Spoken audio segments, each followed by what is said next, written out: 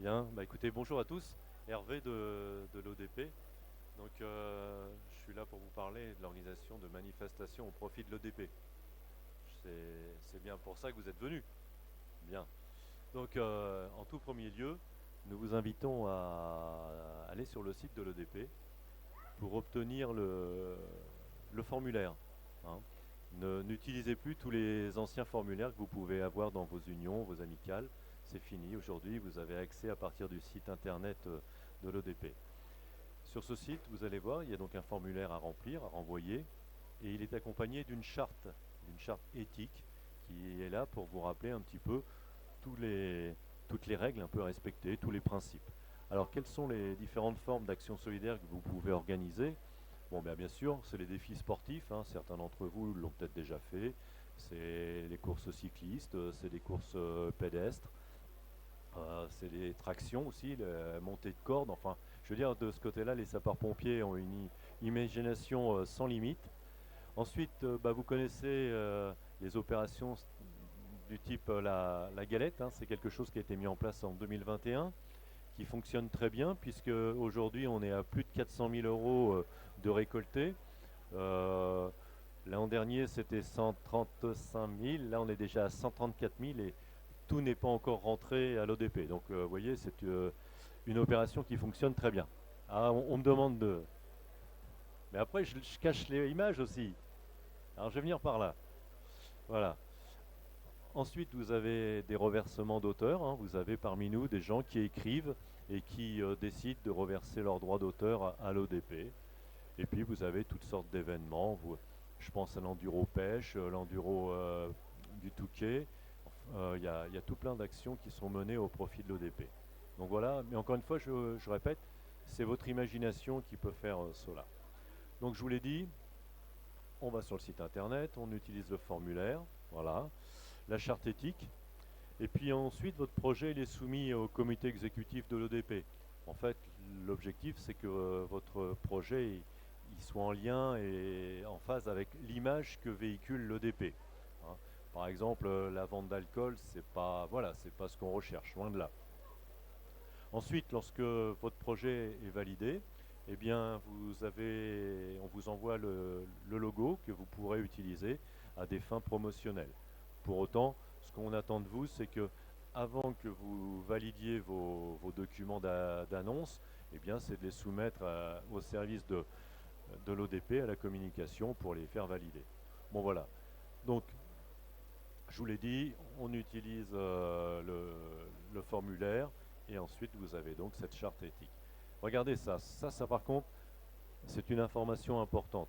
Euh, et puis par souci d'honnêteté, vous ne pouvez pas dire lorsque vous vendez des calendriers ou lorsque vous faites une opération quelconque que les dons que les gens vont faire,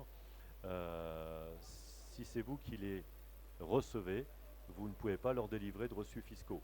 Seul l'ODP le peut. Pourquoi? Parce qu'elle est reconnue d'utilité publique. Donc si vous voulez vraiment que les gens puissent recevoir, enfin pouvoir bénéficier de cette réduction d'impôt, il faut qu'ils établissent leur chèque, leurs dons, vraiment au nom de l'ODP. D'accord? Donc ça c'est vraiment important. Là aussi, quand on fait un don, eh ben, il faut qu'il soit désintéressé. On n'est pas là pour attendre quelque chose en retour, sinon c'est une autre forme d'action, mais c'est plus du don, c'est plus de la solidarité. Et puis je le disais tout à l'heure, ben voilà, tout ce qui pourrait porter préjudice à l'image de l'ODP, eh bien le comité exécutif de l'ODP est en droit de vous le refuser. Voilà. Donc ça, on peut peut-être passer à Sarah, à la diapo suivante.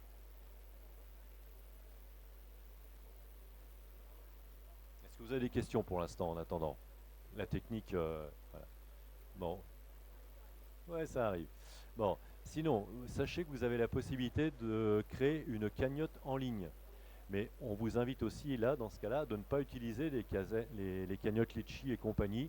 L'ODP peut vous mettre à disposition une cagnotte spécifique pour laquelle les dons seront reversés à 100%.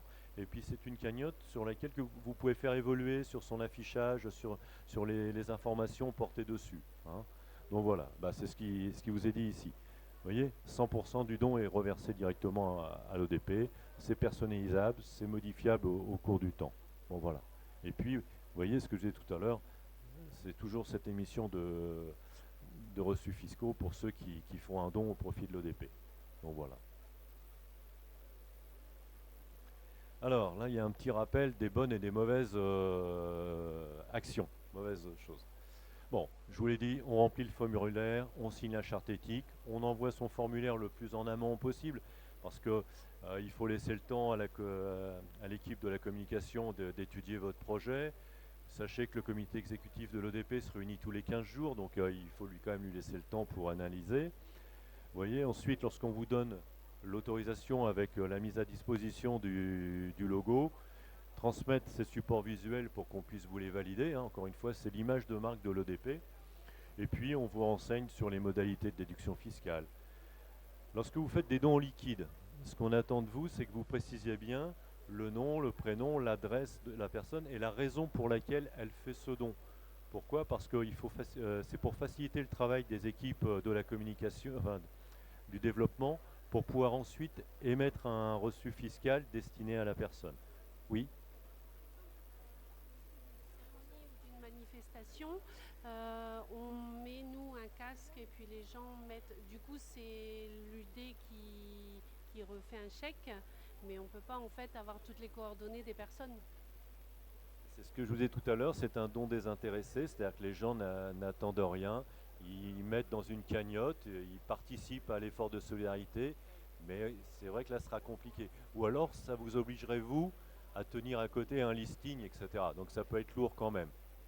Mais voilà, en tous les cas, ça c'est important quand vous faites un don liquide de bien préciser toutes ces informations. Hein.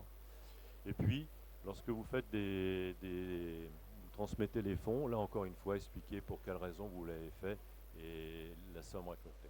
Voilà. Bon, je vous ai déjà un peu tout dit sur les choses à ne pas faire. Hein. Ne pas utiliser l'ancien formulaire. Ne pas utiliser une cagnotte autre que celle mise à disposition par l'ODP. Mal informer le donateur sur la destination des fonds. Là aussi, c'est une question d'honnêteté, de transparence. Si on veut que les donateurs nous soient fidèles, il faut que nous, on soit honnêtes vis-à-vis d'eux. Et puis après, transmettre des dons sans aucune information, parce que oui, on va le recevoir, mais la moindre des choses quand même, c'est de remercier la personne qui l'a fait.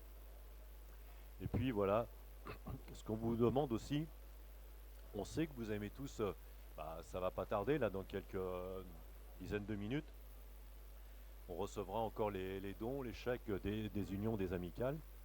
Et ça, il n'est pas question d'arrêter cette opération. Maintenant, elle est purement factice, cette opération. C'est pour vous faire la photo, montrer que vous vous êtes engagé au profit de l'ODP. Mais à des fins comptables, il est préférable que les dons nous soient envoyés au fur et à mesure. Parce que sachez que par exemple le budget, on le prépare en juin de l'année N-1 et on le calcule on le prépare avec les ressources que l'on a déjà ou enfin que l'on a reçues. Et si malheureusement on apprend en fin d'année qu'on va recevoir plusieurs dizaines voire centaines de milliers d'euros, c'est un peu plus compliqué pour organiser notre budget. Voilà. Donc n'attendez pas la fin de l'année, envoyez-les au fur et à mesure. Par contre, n'hésitez pas, pendant le congrès, à venir ici sur le stand pour pouvoir faire la photo et mettre en valeur l'action que vous avez portée. Voilà. Bon, je vous en ai parlé, c'est l'opération Galette. Hein. C'est quelque chose qui marche. Hein. Vous voyez, on voit la progression. Donc plus de 450 000 euros qui ont été récoltés depuis 2021. Donc en plus, c'est une opération qui est simple à mettre en place. L'ODP vous donne tous les documents, toutes les affiches, etc. Il vous suffit d'aller à la rencontre des boulangers de votre commune, de votre département, et de leur proposer l'opération.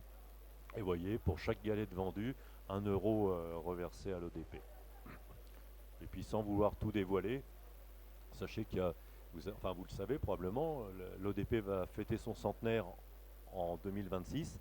Et à cette occasion, l'opération Galette devrait être portée encore sur une action encore plus spectaculaire. Hein. Bon, je ne peux pas vous en dire plus parce que pour l'instant, c'est des travaux, mais en tous les cas, il y aura quelque chose avec l'opération Galette et qui sera encore plus importante que celle que vous connaissez aujourd'hui. Voilà. Donc deux personnes bon, il y a Sophie, bien sûr, qui s'occupe du service, mais là, vous avez Maude, qui est ici. Donc, vous voyez, elle est plutôt chargée des suivi des projets solidaires. Donc, c'est elle, en effet, qui va étudier vos demandes de projets. Et puis, il y a Gwenaël qui est derrière, là, sur le stand. Lui, c'est lui qui recueille justement le don. Et c'est lui qu'il faut aider parce que souvent, il reçoit un chèque, il reçoit de l'argent et il ne sait pas d'où ça provient, etc.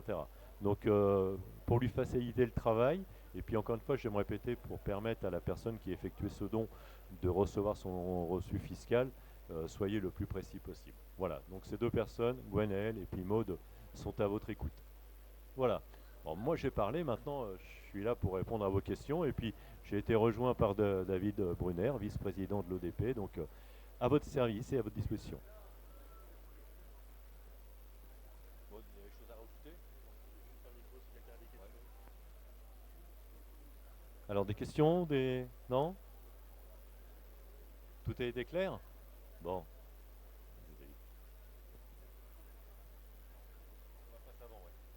Voilà, merci Hervé. Quelques questions. Alors, ça fonctionne moyen, voilà. Quelques précisions concernant les organisations. Voilà, alors quelques précisions concernant les organisations. On voit de plus en plus de publicité autour de titres ODP, quelque chose derrière. La marque ODP est déposée. Donc, de communiquer sur le fait que le don sera reversé à l'ODP, quelque chose, etc., quelque part, c'est pas très honnête vis-à-vis du donateur. De même que quand les gens donnent aux orphelins des sapeurs-pompiers de France, ils donnent aux orphelins des sapeurs-pompiers de France. Donc, il faut parfois être vigilant aussi dans vos territoires quand vous voyez des opérations au profit des orphelins des sapeurs-pompiers, parce que vous pouvez voir des entreprises qui font des pseudo-partenariats en disant nous allons faire un partenariat au profit des orphelins des sapeurs-pompiers. Prenez des encarts publicitaires dans une revue au profit des orphelins de sapeurs-pompiers. Soyez vigilants et surtout signalez-le aux équipes de la maison de façon à ce qu'on reboucle, parce que c'est parfois abusé de l'appellation des orphelins de sapeurs-pompiers. Ça a tendance à plaire. On va arriver là sur les périodes de fête de Noël. Il y a des campagnes d'appel à dons qui sont réalisées par l'œuvre des pupilles. Ces campagnes d'appel à dons sont une réalité de l'œuvre et on travaille avec des fichiers. Mais on n'a pas de partenariat spécifique avec des créateurs de revues, avec des créateurs de calendriers ou autres. Donc l'orphelin de sapeur-pompier, entre guillemets, fait vendre. Et nous, on veut être vigilants sur ce que l'on vend et sur l'image qui est associée aux orphelins de sapeur-pompier.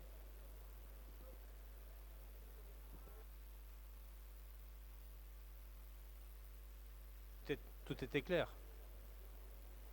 Et vous avez toutes les informations aussi sur le site pompier.fr dans l'onglet œuvre des pupilles. Et puis les personnels, nos collaborateurs à la maison des sapeurs-pompiers sont tout ouverts à vous apporter les bonnes informations pour vos diverses opérations. En tout cas, sachez que si l'ODP vit, c'est parce qu'il y a des actions dans les territoires et parce que les amicales se mobilisent au profit des orphelins. Merci à tous.